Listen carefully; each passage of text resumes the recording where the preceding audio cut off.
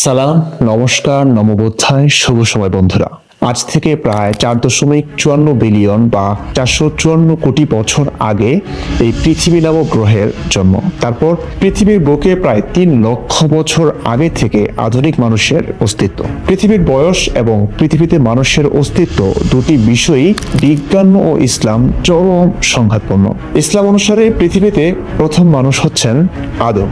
আদমের জন্ম আজ থেকে প্রায় 7 থেকে 10 হাজার পূর্বে। আকাশ পাতাল তফাৎ না? যাও, বলছিলাম বিজ্ঞানের দৃষ্টিতে আজ থেকে প্রায় 3 লক্ষ বছর আগে এই পৃথিবীতে মানুষের বসবাস শুরু হয়েছে এবং মনুষ্য সভ্যতার ইতিহাসে ধীরে ধীরে উন্নতি ঘটে এই পর্যন্ত এসেছে। মানুষের এই উন্নতি অগ্রগতি কেন হয়েছে? কারণ মানুষ ভাবতে পারত, চিন্তা করতে পারত এবং তাদের মনে প্রশ্ন দেখা দিত। এই চিন্তা, ভাবনা আর প্রশ্ন থেকেই ধর্মের উদ্ভব হয়েছে। তারপর এই অবধি জ্ঞান বিজ্ঞান এত উন্নত হয়েছে বলে আমরা দেখতে পাচ্ছি। জীবন খুবই সুন্দর, মৃত্যু করুণ ও কুৎসিত। লক্ষ লক্ষ বছর আগে মানুষ মৃত্যু ব্যাপারটিকে নিতে পারত না। হঠাৎ একটা মানুষের কথা বন্ধ হয়ে যাচ্ছে, শ্বাস নিঃশ্বাস বন্ধ, শরীর নিথর, কয়েকদিন পর সেটি পচে যাচ্ছে। এই অমানবিক ব্যাপারটি কেন ঘটে? মানুষ কেন মরে? মরার পর সে কোথায় যায়? এটাই কি জীবনের শেষ? এসব ভাবনা ভয়াবহ বেদনাময় ছিল সর্বযুগের মানুষের। অসহায় অবস্থায় মানুষ অনুপ্রেরণামূলক কিছু ভাবতে ও বিশ্বাস করতে খুবই ভালোবাসে। ঠিক এমনই এক নাজুক ও অসহায় মুহূর্তে সৃষ্টিকর্তা ও পরকাল ব্যাপারগুলো সত্যিকার অর্থেই মানুষের ব্যথিত ও অসহায় মনে সান্ত্বনার শীতল স্পর্শ দিয়েছিল। মৃত্যু মানেই শেষ নয়। ওই যে অসীম আকাশ, সেখানে কেউ একজন আছেন, নিশ্চয়ই তিনি আছেন। তিনি সবকিছুর বিচার করবেন। মরে গিয়ে মানুষ মূলত তার কাছেই যায়। এভাবে ভাবতে ভাবতে প্রায় 10 হাজার ধর্মের সৃষ্টি হয়ে গেল। প্রায় প্রতিটি ধর্মেই তাই এই পৃথিবী একদিন শেষ হবে, ধ্বংস হবে, মরে যাওয়া সকল মানুষ আবার উঠবে, হিসেব নিকেশ হবে, অর্থাৎ কিয়ামতের ভাবনাটি এসে গেছে এবং আছে। ইসলামে কিয়ামত মানেও এটাই। নবী মুহাম্মদ কিয়ামত বিশ্বাস করতেন বা কিয়ামত নিয়ে তার ভয় ছিল। যেহেতু তিনিও ঈশ্বর বা আল্লাহর নবী রাসূল দাবি করেছেন, তাই তার অনুসারীদেরও কিয়ামতের গল্প শুনিয়ে ভয়ভীতি দেখিয়েছেন, নিজেও ভয় পেয়েছেন বইকি। কিন্তু কিয়ামত প্রসঙ্গে সাহাবীরা প্রশ্নবাণে জর্জরিত করে ফেলে আমাদের প্রিয় নবীকে। যেহেতু তিনি নবী, সেহেতু সাহাবীদের সেসব প্রশ্নের উত্তর দিতেও তিনি বাধ্য। এই ধারাবাহিকতায় তিনি শুনিয়েছেন কিয়ামতের অনেক আলামত বা নিদর্শনের কথা। দাজ্জাল, ইমাম মাহদী, ঈসা, এদের সকলের আগমন বিবরণ সবই এসেছে প্রিয় নবীজির অনেক আলাপনে। শুনিয়েছেন অনেক ভবিষ্যৎবাণীও। নবীর অনুসারীরা সেসব মুখস্থ রেখেছেন, সংরক্ষণ করেছেন নানাভাবে। তবে মানুষের জীবন খুবই সংক্ষিপ্ত। এই ক্ষুদ্র জীবনে সে কোনো ভবিষ্যৎবাণী আসলে ফলেছে কিনা দেখে যেতে পারে না। নবীও মারা গেলেন। নবী যাদের কিয়ামত সম্পর্কে বিভিন্ন তথ্যপত্র, কিসসা কাহিনী ও ভবিষ্যৎবাণী শোনালেন, তারাও মরে গেলেন। কেউ আর দেখে যেতে পারলেন না নবীর কথাগুলো কি আসলেই ফলেছে কিনা। ইসলামের বয়স প্রায় 1450 বছর।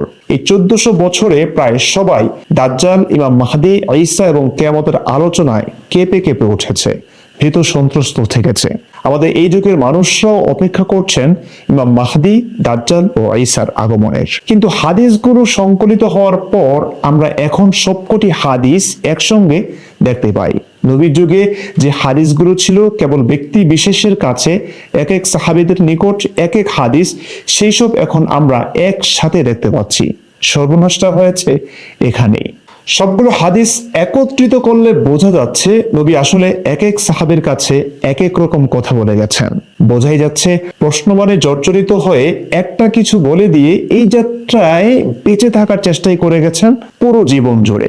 এই বিষয়ে একটি স্বতন্ত্র বই লেখার ইচ্ছা আছে। তবে আপাতত এই ভিডিওতে আমি নবীর ভুল 1-2টি ভবিষ্যৎবাণী, যা আগের ছোট ভিডিওতে বলেছিলাম, এমন একটি টপিক নিয়ে কথা বলবো, যেগুলোর অপব্যাখ্যা বা গোঁজামিল দিয়ে সাধারণ মানুষকে আবারও ধোঁকার মধ্যে রেখেছেন আমাদের সরলমনা সম্মানিত আলেম মহোদয়গণ। চলুন তাহলে হাদিসগুলো দেখে নেই। সহিহ মুসলিম, ইসলামিক ফাউন্ডেশন, 55 অধ্যায়, ফিতনা সমূহ ও কিয়ামতের নিদর্শনাবলী, পরিচ্ছেদ 23, কিয়ামত নিকটবর্তী হওয়া, 7142 নং হাদিস। আনাস রাদিয়াল্লাহু তাআলা আনহু থেকে বর্ণিত, তিনি বলেন, একদা এক ব্যক্তি রাসূলুল্লাহ সাল্লাল্লাহু আলাইহি ওয়াসাল্লামকে জিজ্ঞেস করলেন, কিয়ামত কবে হবে? তখন তার নিকট মুহাম্মদ নামক এক আনসারী বালক উপস্থিত ছিল। রাসূলুল্লাহ সাল্লাল্লাহু আলাইহি ওয়াসাল্লাম বললেন, এই বালক যদি বেঁচে থাকে তবে সে বৃদ্ধ হওয়ার পূর্বেই কিয়ামত সংঘটিত হয়ে যাবে। হাদিসের মান সহিহ। বর্ণনাকারী আনাস ইবনে মালিক রাদিয়াল্লাহু তাআলা আনহু। একই বর্ণনা একটু কম বেশি করে পাওয়া যাচ্ছে তার পরের হাদিস দুটিতেও। সহিহ মুসলিম ইসলামিক ফাউন্ডেশন হাদিস নং 7143, সহিহ মুসলিম ইসলামিক ফাউন্ডেশন হাদিস নং 7144-এ। তিনটি হাদিস আমরা সরাসরি বই থেকেও দেখতে পারি। সহিহ মুসলিম ইসলামিক ফাউন্ডেশন খণ্ড 6 পৃষ্ঠা 435। তিনটি হাদিসই সহিহ এবং তিনটি হাদিসেই প্রায় একই বর্ণনা। সার মর্ম হলো, লোকেরা নানা সময়ে রসুলকে জিজ্ঞেস করত কিয়ামত কবে হবে। রসুল সেখানে থাকা কোনো এক বালক ছেলেকে দেখিয়ে বলতেন, এই বালকের হায়াত বা আয়ু যদি দীর্ঘায়িত হয় তবে সে বৃদ্ধ হওয়ার পূর্বেই কিয়ামত সংঘটিত হয়ে যাবে। সেই বালক বৃদ্ধ হলো, মরল, পচলো, ভূত হলো, কিয়ামতের দেখা কিন্তু আমরা এখনো পেলাম না। সংশয়টি এখানেই ছিল, আমার স্পষ্টত আমাদের প্রিয় নবীজির ভবিষ্যৎবাণী মিথ্যে প্রমাণিত হয়েছে, কিন্তু এইটুকু জ্ঞান যথেষ্ট না। রসুলের এমন একটি ভবিষ্যৎবাণী মিথ্যে প্রমাণিত হওয়া মানে ইসলাম ভুল ধর্ম হিসেবে প্রমাণিত হওয়া, আর এটা হতে দেওয়া যায় না কোনোভাবেই। অন্তত বাংলাদেশের আলেমরা তা কখনোই হতে দেবেন না, কারণ লক্ষ লক্ষ ইমাম, খতিব, মুয়াজ্জিন, মাহফিলের বক্তা, মাদ্রাসার শিক্ষকদের পেট চলছে এই ইসলামের উপর নির্ভর করে। তাই আমাদের সম্মানিত আলেমরা আপ্রাণ চেষ্টা করবেন এই হাদিসের ব্যাখ্যা বিশ্লেষণ করে কোনোভাবে এটির বক্তব্যকে ঘুরিয়ে দেওয়া যায় কিনা। চলুন দেখি তাদের ব্যাখ্যা কি। তারা আরেকটি বর্ণনা দেখিয়ে বলেন, এই হাদিসগুলোতে কিয়ামত বলতে মৃত্যুকে বোঝানো হয়েছে। কেন বলেন? বুখারী শরীফের এই বর্ণনাটি দেখান তারা। সহিহ বুখারী ইসলামিক ফাউন্ডেশন 6067 নং হাদিস।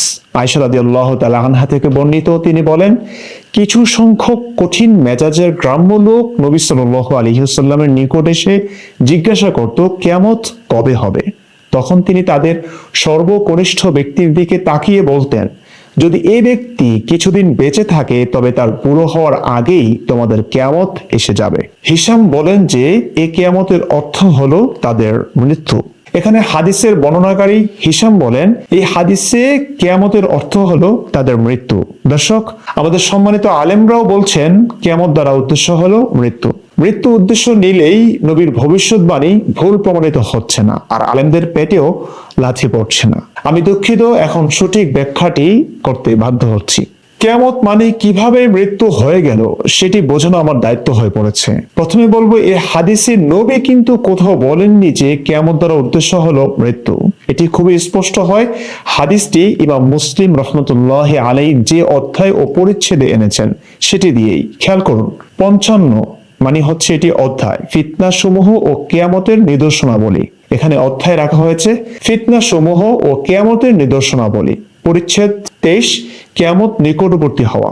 যদি মৃত্যু উদ্দেশ্য হয়ে থাকে তবে কেন তিনি ফিতনা ও কিয়ামতের নিদর্শনাবলী অধ্যায়ে আনবেন এই হাদিসগুলো? মৃত্যুর আবার নিদর্শন আছে নাকি? পরিচ্ছেদ এনেছেন কিয়ামত নিকটবর্তী হওয়া, মৃত্যু নিকটবর্তী হওয়া। হাস্যকর না? বুদ্ধিমানদের জন্য এটুকুই যথেষ্ট যে এখানে কিয়ামত দ্বারা কিয়ামতই বোঝানো হয়েছে, কিন্তু সহিহ বুখারীর হাদিসটিতে কিয়ামত দ্বারা মৃত্যু বলেছেন হিশাম।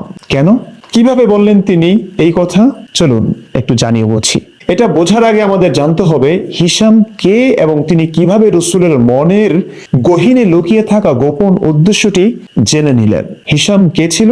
হিশাম ইবনে উরওয়া, আরবি হিশাম ইবনে উরওয়া, খ্রিস্টাব্দ 680 থেকে 763। তিনি ছিলেন একজন প্রখ্যাত হাদিস বর্ণনাকারী আলেম। তার পিতা ছিলেন মদিনার প্রখ্যাত 7 ফুকাহার অন্যতম উরওয়া ইবনে জুবায়ের, এবং তার পিতামহ ছিলেন আশারায়ে মুবাশশারাদের অন্যতম মহান সাহাবী জুবায়ের ইবনুল আওয়াম। তার দাদি ছিলেন ইসলামের প্রথম খলিফা আবু বকরের কন্যা আসমা বিনতে আবু বকর। তিনি জন্মগ্রহণ করেন 61 হিজরি সনে এবং মৃত্যুবরণ করেন 146 হিজরিতে। প্রিয় দর্শক, আমরা জানি আমাদের প্রিয় নবীজি মারা গেছেন 11 হিজরিতে, আর এই হিশামের জন্ম 61 হিজরিতে, অর্থাৎ প্রিয় নবীজির মৃত্যুর প্রায় 50 বছর পরে হিশামের জন্ম।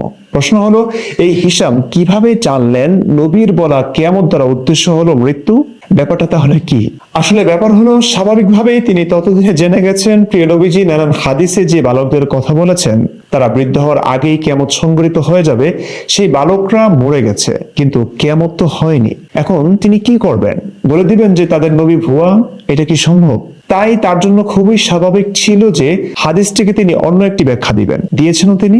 তার ব্যাখ্যাটি হলো, এখানে কিয়ামত বলতে নাকি মৃত্যু বোঝানো হয়েছে। এটি কেবল ইসলাম রক্ষার্থে একটি অপব্যাখ্যা, যা এখন আমাদের আলেমরাও দিচ্ছেন এবং আমাদের মূর্খ বলছেন ঘটা করে সদম্ভে সগর্বে। এবার চলুন একটু ঘাটাঘাটি করি, দেখি কোনোভাবে নবীকে বাঁচানো যায় কিনা। হাদিসে কিয়ামত দ্বারা মৃত্যু উদ্দেশ্য হতে পারে না যে সমস্ত কারণে। লক্ষ্য করুন 7142 নং হাদিস, এই বালক যদি বেঁচে থাকে তবে সে বৃদ্ধ হওয়ার পূর্বেই কিয়ামত সংঘটিত হয়ে যাবে। আলেমদের কথা অনুযায়ী এই বাক্যটি হবে, এই বালক যদি বেঁচে থাকে তবে সে বৃদ্ধ হওয়ার পূর্বেই মৃত্যু হয়ে যাবে। কথা হলো, এই বালক যদি বেঁচে থাকে তবে সে বৃদ্ধ হওয়ার আগে কার মৃত্যু হবে? ওই বালকের? কি হাস্যকর না? এই বালক যদি বেঁচে থাকে তবে সে বৃদ্ধ হওয়ার আগে তার মৃত্যু হবে? কেমন কথা ভাই, কেমন কথা? বালক বেঁচে থাকবে আবার সে বৃদ্ধ হওয়ার আগে সে মরে যাবে, এটি আসলে কোনো অর্থই বহন করে না। আর যদি উত্তর হয় প্রশ্নকারী বা উপস্থিত লোকদের মৃত্যু হবে, তবে এটি ইসলামের শাশ্বত বিধান, সরাসরি কোরআনের আয়াতের বিরোধী হয়ে যাচ্ছে। সূরা লোকমান আয়াত 34, একদম শেষের আয়াতটি, ইন্নাল্লাহা ইনদাহু ইলমুস সাআহ ওয়া ইউনাজ্জিলুল গায়সা ওয়া ইয়ালামু মা ফিল আরহাম وما تدري نفس ماذا تكسب غدا وما تدري نفس بأي أرض تموت ইন্নাল্লাহা আলিমুন খবীর। নিশ্চয়ই আল্লাহর নিকট কিয়ামতের জ্ঞান রয়েছে, আর তিনি বৃষ্টি বর্ষণ করেন এবং জরায়ুতে যা আছে তা তিনি জানেন। আর কেউ জানে না আগামীকাল সে কি অর্জন করবে, এবং কেউ জানে না কোন স্থানে সে মারা যাবে। নিশ্চয়ই আল্লাহ সর্বজ্ঞ, সম্যক অবহিত। কোরআন বলছে কেউ জানে না আগামীকাল সে কি অর্জন করবে, এবং কেউ জানে না কোন স্থানে সে মারা যাবে।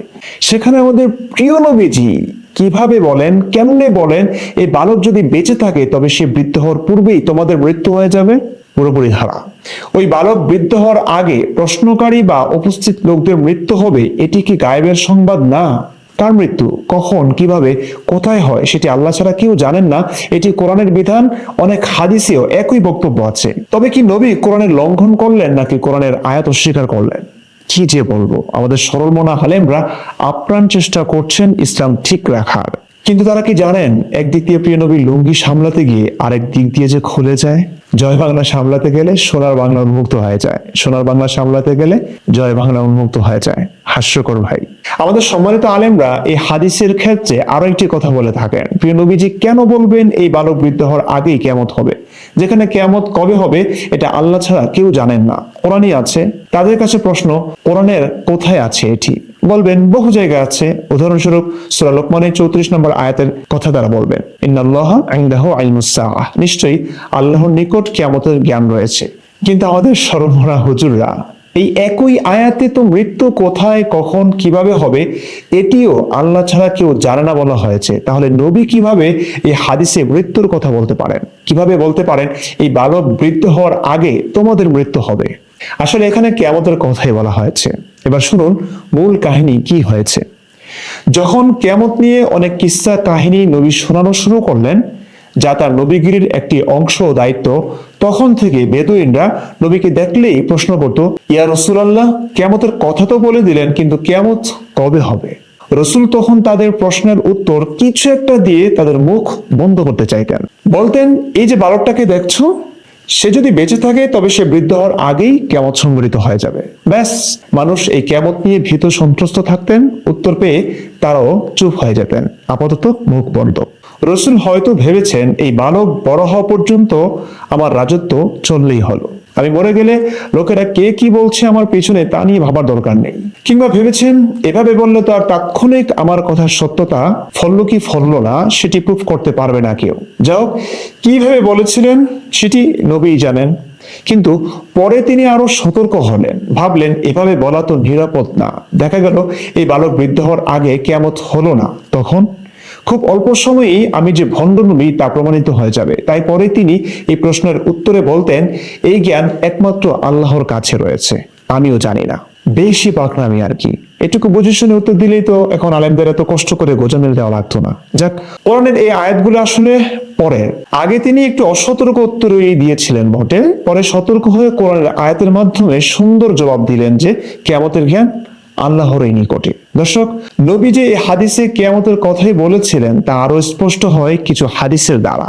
একবার নবীর যুগে সূর্যগ্রহণ হলে নবী কিয়ামত সংঘটিত হওয়ার ভয়ে ভীত সন্ত্রস্ত ছিলেন। চলুন হাদিসটি পড়ে নেই। সহিহ বুখারী তাওহীদ পাবলিকেশন, হাদিস নং 1059, আবু মুসা রাদিয়াল্লাহু তাআলা আনহু থেকে বর্ণিত। তিনি বলেন, একবার সূর্য গ্রহণ হলো, তখন নবী সাল্লাল্লাহু আলাইহি ওয়াসাল্লাম ভীত অবস্থায় উঠলেন এবং কিয়ামত সংঘটিত হবার ভয় করছিলেন। আবার বলছি, কিয়ামত সংঘটিত হওয়ার ভয় করছিলেন। অতঃপর তিনি মসজিদে আসেন এবং এর পূর্বে আমি তাকে যেমন করতে দেখেছি তার চেয়ে দীর্ঘ সময় ধরে কিয়াম, রুকু এবং সিজদা সহকারে সালাত আদায় করলেন। আর তিনি বললেন, এগুলো হলো নিদর্শন যা আল্লাহ পাঠিয়ে থাকেন। তা কারো মৃত্যু বা জন্মের কারণে হয় না, বরং আল্লাহ তাআলা এর মাধ্যমে তার বান্দাদের সতর্ক করেন। কাজেই যখন তোমরা এর কিছু দেখতে পাবে, তখন ভীত অবস্থায় আল্লাহর জিকির, দোয়া এবং ইস্তেগফারের দিকে ধাবিত হবে। দর্শক, নিম্নমানের গোজামিল দিয়েও এখানে কিয়ামত দ্বারা মৃত্যু উদ্দেশ্য, এটা আসলে কোনোভাবেই বলা যায় না। তার মানে সূর্যগ্রহণ হওয়াতে রাসূল সাল্লাল্লাহু আলাইহি ওয়াসাল্লাম কিয়ামত সংঘটিত হয়ে যাবে এই আশঙ্কা করছিলেন। চিন্তা করার অবস্থা। সূর্যগ্রহণ কেন হয় এটি আজকার বিজ্ঞান মনস্ক মানুষ মাত্রই জানেন, সেদিকে আমি যাচ্ছি না। এই সূর্যগ্রহণের কারণে পেয়ারা নবী কিয়ামত হবে এই ভয় করছিলেন। জিব্রাইল এসে কেন বললেন না, হে উম্মি নবী, আপনি নিশ্চিত থাকুন আপনার যুগে কিয়ামত হবে না, কিংবা সূর্যগ্রহণ খুবই স্বাভাবিক একটি ব্যাপার। চাঁদ সূর্য পৃথিবীর মাঝখানে চলে আসলে চাঁদের জন্য কিছু সময়ের জন্য সূর্যের আলো পৃথিবীতে আসা বন্ধ হয়, ফলে পৃথিবীর নির্দিষ্ট একটি অংশে অন্ধকার বা ছায়া পড়ে। এই ছায়ার এলাকাতেই সূর্যগ্রহণ দেখা যায়। এইটুকু কথা তো জিব্রাইল আলাইহিস সালাম একটু বুঝিয়ে দিতে পারতেন অক্ষরজ্ঞানহীন নবীকে, তাহলেই নবী খামোখা কিয়ামতের ভয়টা পেতেন না। যাই হোক, যে নবী সূর্যগ্রহণের কারণে কিয়ামত হবে বলে ভয় পেতে পারেন, তিনি বুঝি মানুষের এই কথা বলতে পারেন না যে এই বালক বৃদ্ধ হওয়ার আগে কিয়ামত সংঘটিত হয়ে যাবে? বিচার আপনাদের বিবেকের কাছে। শুধু তাই নয় দর্শক, এক জায়গায় নয়, সব জায়গাতেই তিনি তালগোল ভালোই বাকিয়েছেন। কিয়ামতের আগে দাজ্জাল আসবে, মাহদি আসবে, মাহদি দাজ্জালের সাথে যুদ্ধ করবে, এরকম আজগুবি কাহিনীও শুনিয়েছেন আমাদের প্রিয় নবীজি, এবং ইচ্ছে মতো নবীগিরি দেখিয়ে গেছেন সরলমনা সাহাবীদের মাঝে। কিন্তু ঝামেলা করে ফেলেছেন দাজ্জালের সাথে যুদ্ধ করা বাহিনীটির যুদ্ধ বাহন ও যুদ্ধ সরঞ্জামের বিবরণ দিতে গিয়ে। বেশিরভাগ নামে আর কি। সহিহ মুসলিম, ইসলাম ফাউন্ডেশন 7017 নং হাদিসটি দেখুন। হাদিসটি বেশ বড় হওয়ায় কাঙ্ক্ষিত অংশটি দেখাচ্ছি। ডেসক্রিপশনে দেওয়া লিংক থেকে সম্পূর্ণ হাদিসটি পড়ে নিতে পারেন। রাসূলুল্লাহ সাল্লাল্লাহু আলাইহি ওয়াসাল্লাম বলেন, দাজ্জালের সংবাদ সংগ্রাহক দলের প্রতিটি ব্যক্তির নাম, তাদের বাপদাদার নাম এবং তাদের অশ্বের রং সম্পর্কেও আমি অবগত আছি। এই পৃথিবীর সর্বোত্তম অশ্বারোহী দল সেদিন তারাই হবে। অর্থাৎ রাসূল ভেবেছেন তরবারি এবং ঘোড়ার যুগেই দাজ্জালের সাথে যুদ্ধ হবে, অথচ আমরা জানি সেই যুগ কবেই বার হয়ে গেছে। দর্শক, ভাবুন তো, ইমাম মাহদি দাজ্জাল আসলো, আর রাসূলের কথা অনুযায়ী দাজ্জালের বিরুদ্ধে হুজুররা তরবারি নিয়ে লাফালাফি করলো, ঘোড়া নিয়ে দৌড়াদৌড়ি করলো, ওদিকে দাজ্জাল মেরে দিল একটা বোম। দৃশ্যটা একটু কল্পনা করো। আর কত, ব্রাদার রাহুল রহমানের মতো ছোট হুজুরদের গোজামিলগুলো খুবই নিম্নমানের। আশা করি এটুকুই যথেষ্ট। এজন্য বলি, বড় বড় শায়েখদের সাথে বসানোর ব্যবস্থা করুন প্লিজ। এই ছোট ছোট গোজামিলগুলো আর নিতে পারছি না, আলোচনা করেও মজা পাচ্ছি না। এগুলো শুনে শুনে আমার এই অবস্থা হয়েছে।